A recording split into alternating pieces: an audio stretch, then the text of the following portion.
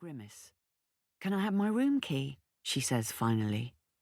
He turns, unhooks a key from a panel and hands it to her. The tag states, "Room 3. "Thanks."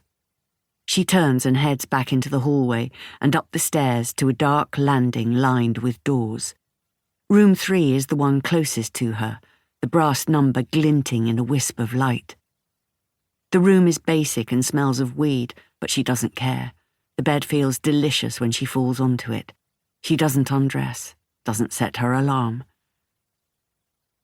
She wakes with a jolt. What time is it? Her watch reads 6:15. She's stupid, so stupid for not setting her alarm, but lucky that she's managed to avoid sleeping in. Just. This trip has been circled on the flip calendar in her student bedsit since the last academic term. She washes her face, brushes her teeth. She rubs a roll-on deodorant under her arms, changes her socks and pants. Outside, it's still dark, but she feels better for sleeping. Her stomach rumbles. Professor Berry said he'd take them to get coffee and croissant at a cafe by the site before they start. She throws her wash bag and smalls into her rucksack, gives herself a last look over in the bathroom mirror, fixing a blue hair into place and wiping sleep from her eyes. Then she opens the bedroom door and heads on to the landing.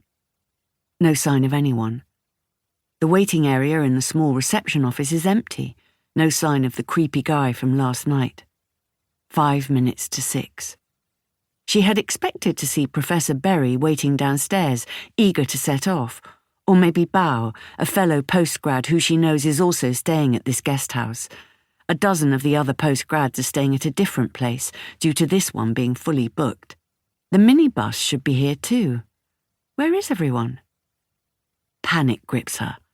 What if this is the wrong guest house too? Last night was such a fiasco it wouldn't surprise her. She sets down her rucksack and heads back upstairs, hoping to find someone she recognizes, someone she can ask. But the place is silent as a grave. She notices that the door to room 6 is slightly open. Perhaps she could glance inside, see if she can spot someone she knows. She knocks. "Hello?" Through the opening she can see a rucksack and a familiar pair of brown hiking boots neatly placed beside it. This is Professor Berry's room. A moment of relief. She's in the right place. "Professor Berry, are you in there?"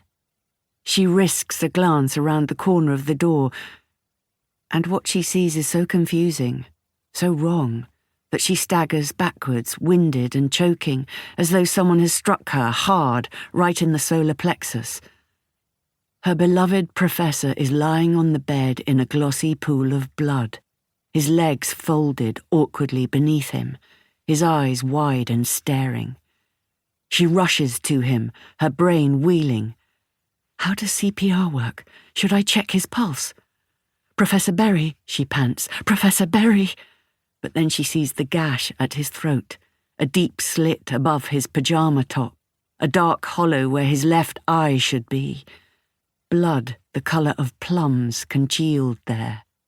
She screams and lurches away, unable to comprehend what she's seeing. "Help me!" she screams. "Someone, help!" No one answers. She stumbles blindly along the hallway, her mind lurching. One of the other doors is open and she falls against it. Inside the room she begins to plead with the man in the bed to help her. He's asleep, she thinks, burgundy covers drawn up to his throat, but above the headboard is a long smear of red, like a marking from the Old Testament. She approaches, whimpering, resisting the voice in her head that shouts at her to get out. The curtains are open, the window overlooking grey squares of empty industrial lots. The stranger in the bed wears a grimace, the sheets sopping with his blood.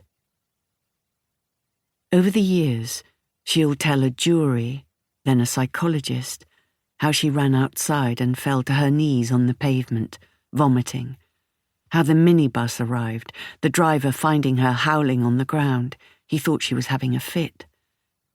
In the back of the ambulance, she shook in giant, uncontrollable spasms as she watched body bag after body bag being carried down the steps of the guest house. 6 people murdered in cold blood by the man at reception with the smile that raised the hairs on the back of her neck.